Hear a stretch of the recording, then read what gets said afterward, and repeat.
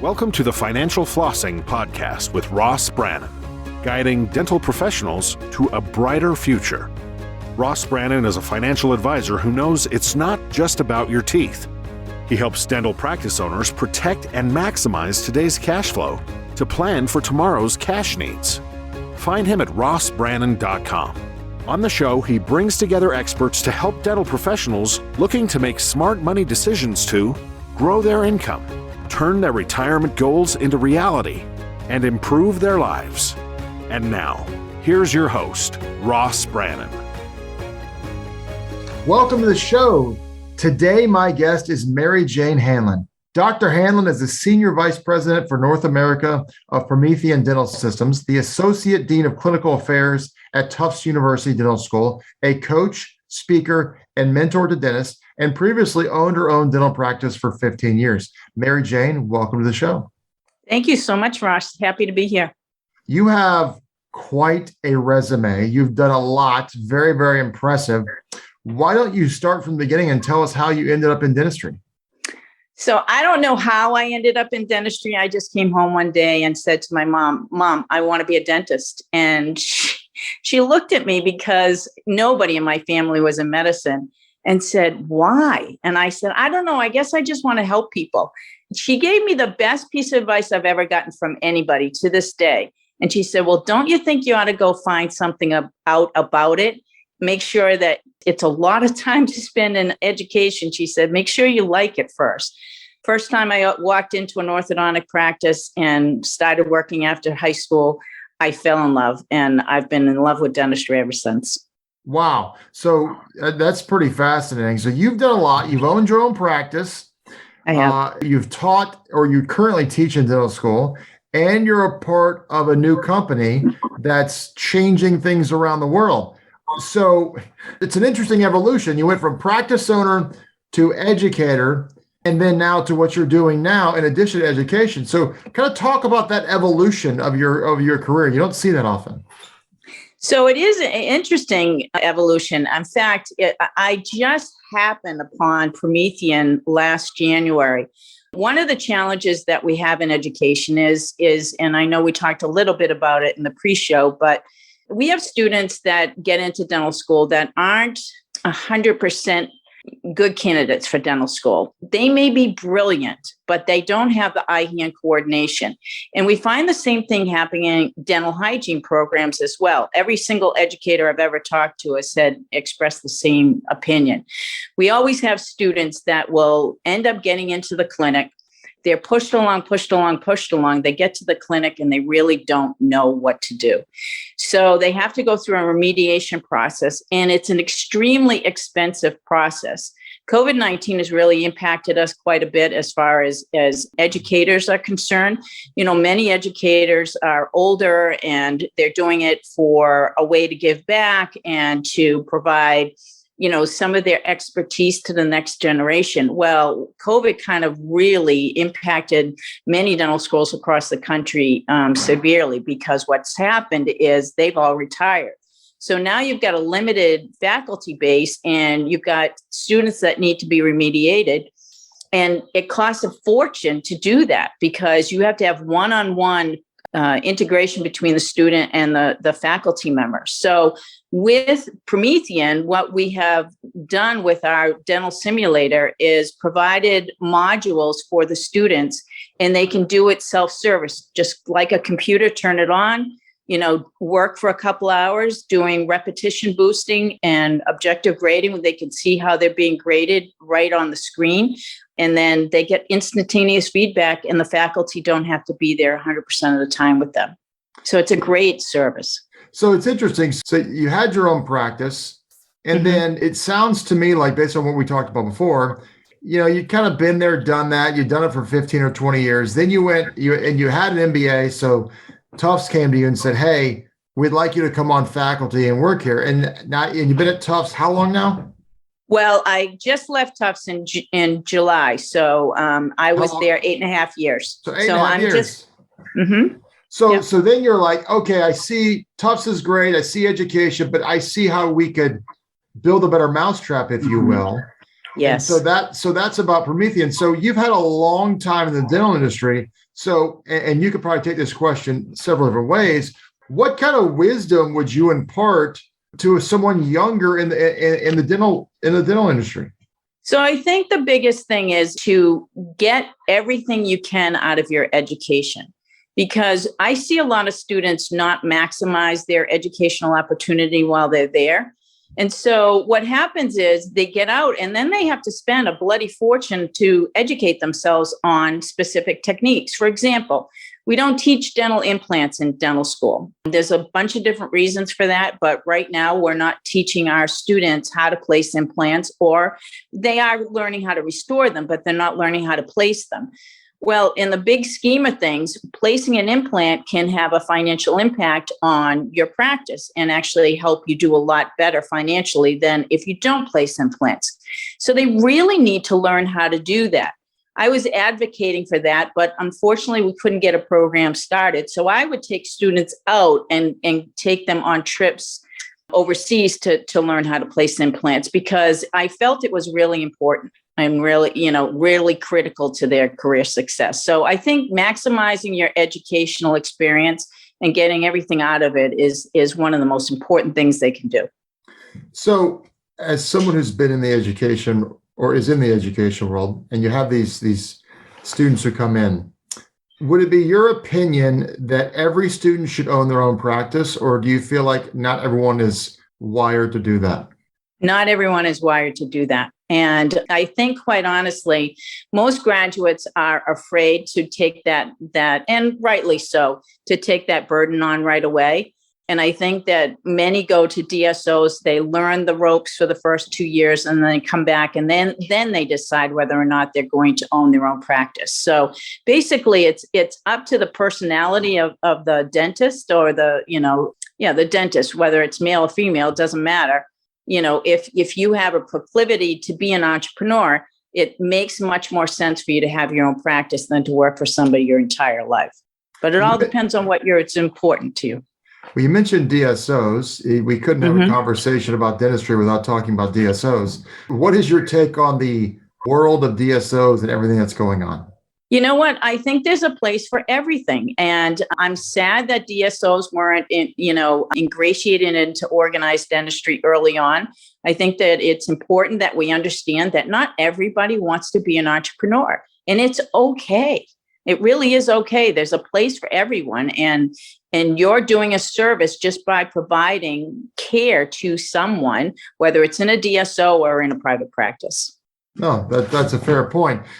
We live in this entrepreneurial culture where entrepreneurs are kind of worshipped like gods. And if you're not an entrepreneur, you can almost feel like you're second class, when that's not the case at all. Not at all. So let's talk about Promethean and kind of what you guys are doing to, if I could say so much as, flip dental education on its head. Talk a little bit about that. So we started out with the vision that we want to provide education and technology on all phases of a dentist career and a hygienist career. So what does that mean? So that means first phase is, there's 5 different phases we've outlined. First phase is treating the student that is in the pre-dental space. And by that, I mean, they're getting ready to apply to dental or dental hygiene school.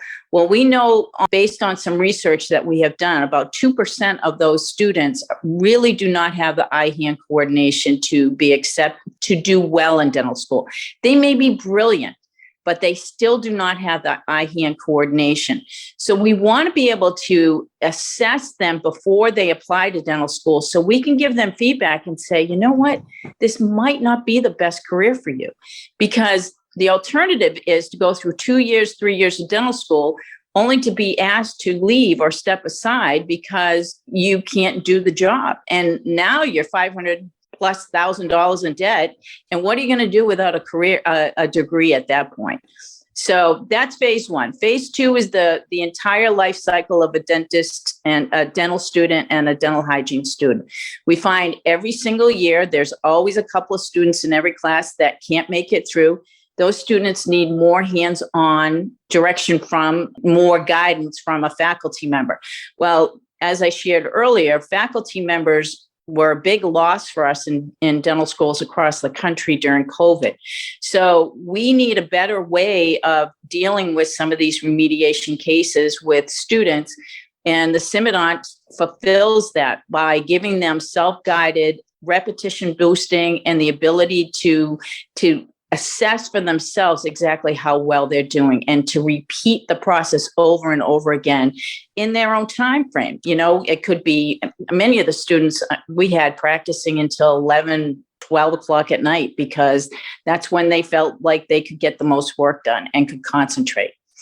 Third phase is dental licensure and dental hygiene licensure. So the licensure exam process has always been a very subjective process. When you have humans grading the exam and humans involved in the exam, it really impacts it by making it a lot more stressful. You have students that are saving, quote unquote, saving patients for their senior year because they have a perfect lesion. Well, quite honestly, that's unethical. So in my humble opinion, as well as the ADA has and the American Student Dental Association have all agreed that we really need to start eliminating the live patient exam.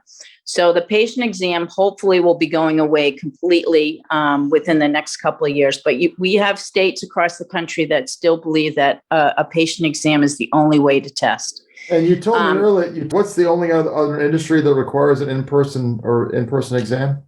Hairdressers. Hairdressers. That's it. Yeah. Physicians don't have to take a patient exam. So to me, it makes no sense. And the experience of going through a patient, feedback as far as, it hurts here, it hurts there. That's not a legitimate point as far as I'm concerned, because that's what happens in surgery all the time. When a physician treats a patient, they get the feedback. And if they're not being licensed with the feedback, what difference does it make if a dentist is licensed on a mannequin or a Simidont? It doesn't. There's no difference whatsoever. So the fourth phase that we have is continuing education. And then the fifth phase we have is remediation for practitioners who have complaints filed against them with the State Board of Registration in Dentistry. And, unfortunately, those are difficult cases. We do have several that are come to our center in Athens, and they've been there for a week. So it's not simple cases. And there's a lot of feedback that we give the state boards on how they've done.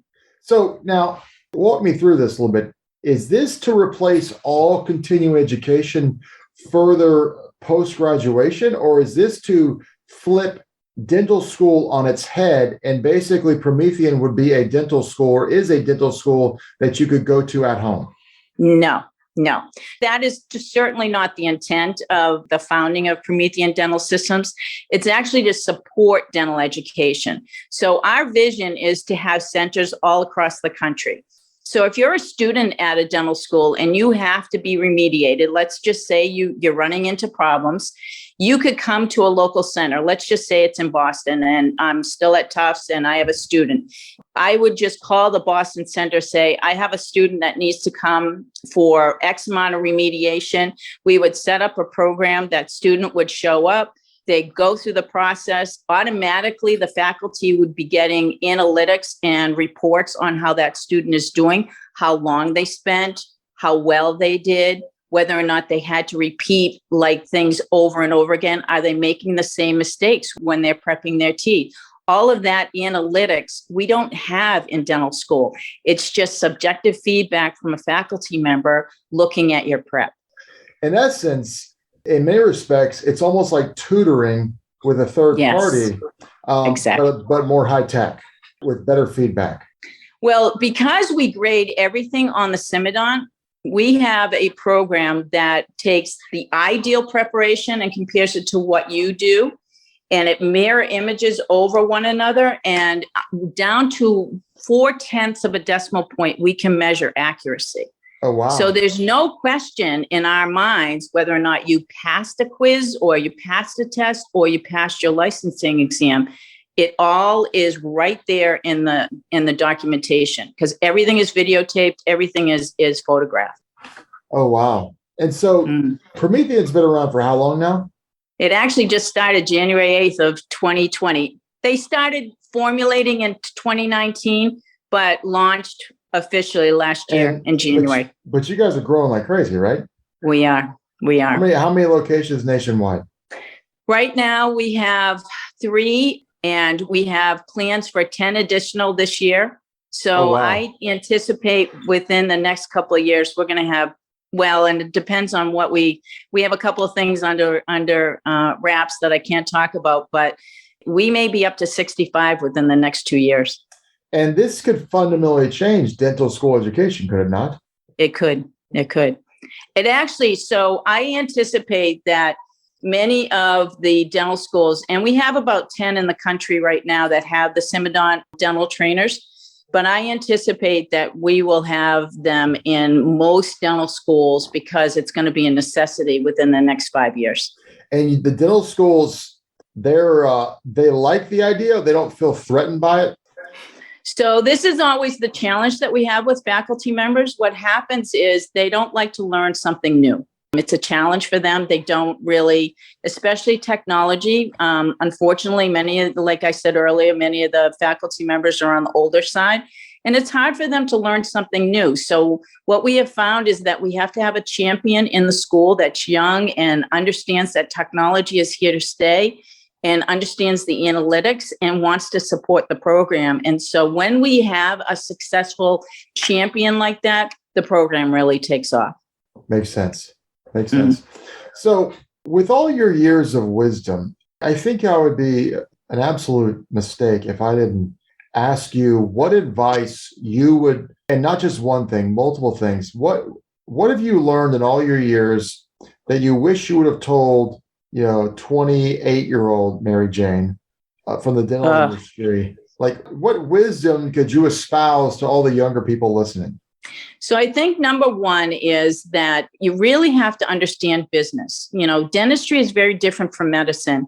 And I hope it always stays that way. And that's one of the reasons why I keep telling our younger generation to get involved in organized dentistry, because quite honestly, if we are not protecting this profession, it's going to go by the way of medicine, and it's going to change everything. You had legislation that was just recently almost passed. Yep. It still hasn't passed yet, but one of the things in there was to put dentistry and Medicare together. And and what a nightmare. Well, and I mean, if you talk to a physician, they will say medicine is the career of diminishing returns because Medicare payouts just drop year after year. And so that's what will happen to dentistry if they went down that road. So that's a great point by you. Yeah, exactly. And what we're finding too is that, patients in general misunderstand what dental insurance is. It is not like medical insurance. It's kind of like having a gift card. You pay $1,500 in, that's all you're going to get back. Now, when we started dental insurance back in 1958 in Massachusetts with the Massachusetts Dental Society, we started Delta Dental in Massachusetts. And back then, $1,500 was the limit. Do you know, all these years later, it's still at $2,000. So it's nothing more than a gift card. So they didn't put a cost of living adjustment on there. Nothing. They have added nothing. And in fact, we're getting back less and less every single day. So in my mind, stay away from dental insurance. I think that we're seeing a huge exodus out of providing dental insurance, whether or not and I think companies are staying away from dental insurance as well, because quite honestly, they're not getting what they need back from it. So their employees are not getting what they need. So why even have it and why spend the money on it? Because it's actually very expensive to maintain. So learn business. Stay out of insurance.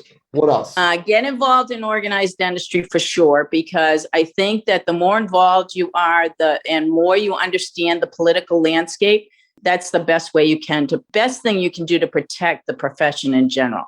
And, there are a lot of lethargic people that don't get involved, but, you only need a couple whippersnappers and they'll stay right on top of it. So, I hope that at least 2 to 10% of dentists that are graduating every year get involved. Okay. What did you learn, or what do you wish you had done differently when you were in private practice? So I think understanding HR is a big deal. Understanding how to navigate some of conflicts with your staff and your employees. When you have a good team, don't ever give it up. Do what you can to support them. And because a well-oiled machine will serve you really well for many, many years. My team was with me for 10 years, and it took me a little while to find them. But boy, the last 10 years of my career, I had an unbelievable team, and we just worked really well together. So I think HR is a big thing to learn as well. So all those things that we don't have the time in dental school to spend time on. So for example, we do have a practice management course. Every dental school does.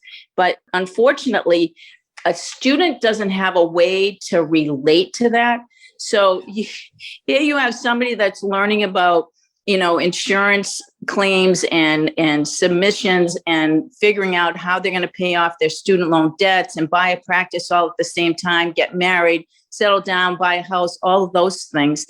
They definitely need a financial advisor to help them navigate all that. Because if you get too far down the road in debt on top of your dental school education, and the dental school education, dentists in general are a great risk. From what I understand, in the banking world, they have no problem giving us loans to buy practices, but you have to make sure that the cash flow meets what your needs are going to be. And, it's basic math.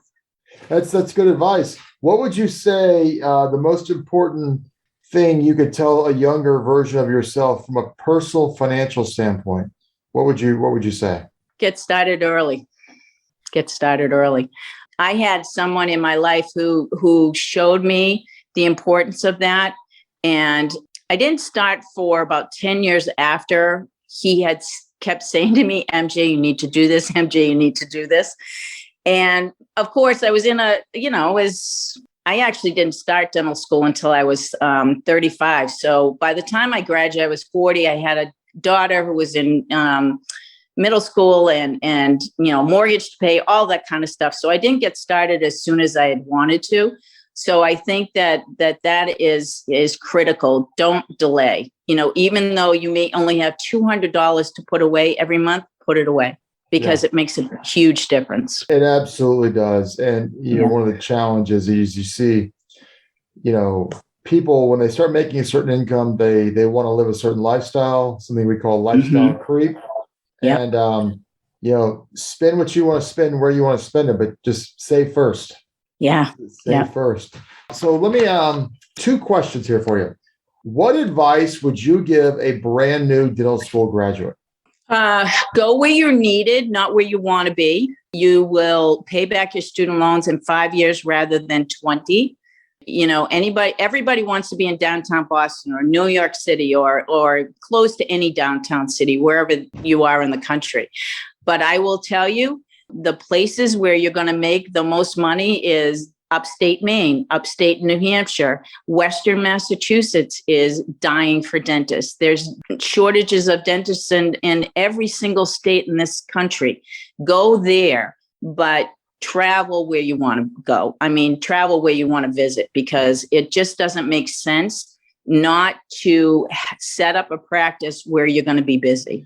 It's really, there's too much competition. It's really fascinating you say that, because I have a client who he was looking to open up his own practice, and one of his suppliers said, hey, check out this area right here. And it was a rural area about 30 minutes outside of town. He lives in a nice sized town, about 500,000 people. It's about 30 minutes outside of town, kind of a rural area, no competition, and he is absolutely crushing it. Yep. And he has. I keep telling students that, but sometimes they listen, sometimes they don't. And if you're listening, I got to tell you, it makes all the difference in the world. You won't be spinning your wheels.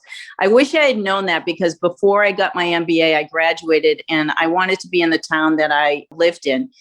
And it was I had no idea what a market research was. And I didn't do any kind of analysis on how many dentists were in town. I just knew I wanted to be close to where my daughter was and pick her up after school. And so if I had done the research, there was 65 general dentists in the same town that I had my practice in. And it was always, it was a well-oiled machine. We had a great practice, but could it have been a lot better? Absolutely. Right. So I'm a big reader. I like to read a lot. So I ask everyone on the show, have you read any good books recently, or is there a certain book that you would recommend? Always start with your why. Simon Sinek. Yep. Yes, that's a very... Start with your why, because, when the days get tough, you gotta have your reason why to get through them. It's not always easy. No, nothing good or worthwhile ever is. Right. So now, if our listeners want to connect with you, where can they get a hold of you at? So Promethean Dental Systems, it's mj@prometheandentalsystems.com. Now my cell phone is 617-690-8884. Yeah, say that cell phone again. 617-690-8884. I think people would be crazy not to reach out to you and pick your brain as someone who has gone down the road ahead of them, full of wisdom. We're going to have to shut it down here for today. I could ask you questions for probably another hour, and you could probably give me oodles and oodles of wisdom. I really appreciate your time today, MJ. It's been a pleasure talking to you. Ross, my pleasure. Thanks for having me. All right, guys, you've been listening to the Financial Flossing Podcast with Ross Brannon. Have a great day. This has been another episode of Financial Flossing with Ross Brannon, guiding dental professionals to a brighter future. If you liked what you heard, consider subscribing wherever you listen to podcasts. For more on Ross Brannon, visit rossbrannon.com. Registered representative and financial advisor of Park Avenue Securities, LLC, PAS, OSJ, 3664 Coolidge Court, Tallahassee, Florida, 32311, 850-562-9075. Securities products and advisory services offered through PAS, member FINRA SIPC. Financial representative of the Guardian Life Insurance Company of America, Guardian, New York, New York. PAS is a wholly owned subsidiary of Guardian. North Florida Financial is not an affiliate or subsidiary of PAS or Guardian. California Insurance License Number 0L10073. Arkansas Insurance License Number 161-39032. 2021 119535. Expires 423. That last part can also say 2021 119535. Expiration April 2023. This podcast is for informational purposes only. Guest speakers and their firms are not affiliated with or endorsed by PAS, Guardian, or North Florida Financial, and opinions stated are their own. Ross is a registered representative and financial advisor at Park Avenue Securities, LLC, PAS, OSJ, 3664 Coolidge Court, Tallahassee, Florida, 32311, 850-562-9075. Securities and products and advisory services offered through PAS, member FINRA SIPC, financial representative of the Guardian Life Insurance Company of America, Guardian, New York, New York. PAS is a wholly owned subsidiary of Guardian. North Florida Financial is not an affiliate or subsidiary of PAS or Guardian. Arkansas Insurance License Number 161-39032, California Insurance License Number 0L10073, 2022 131758, expiration 124.